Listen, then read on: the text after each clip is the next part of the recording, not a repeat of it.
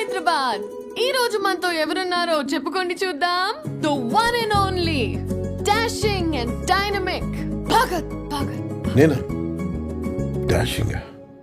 Me line of డ్యూటీలో job satisfaction ఎలా ఉంటుందో చెప్పండి.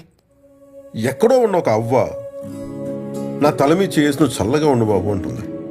ఓ చెల్లొచ్చి అన్నా నీ వల్ల ధైర్యం వచ్చింది అంటుంది. భగవంతుడి అవకాశాన్ని అదృష్టాన్ని నాకు ఇచ్చాడని నేను అనుకుంటాను.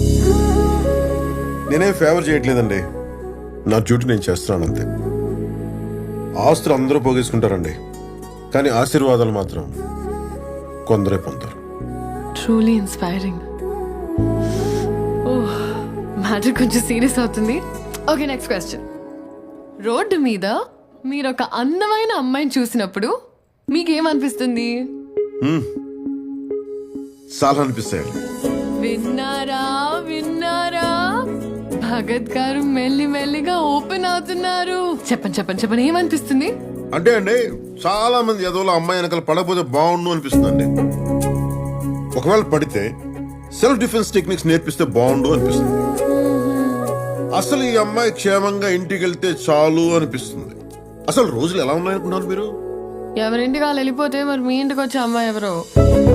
అంటే జీవితంలో ఒక తోడు ఉండాలి కదండి. ఉందిగా, my darling, my sweetheart. ఎవరా sweetheart? This is my దిల్ కా ధడ్కన్. ఇది చూడండి, దీని కాంటూర్స్ చూడండి, దీని షేప్ చూడండి.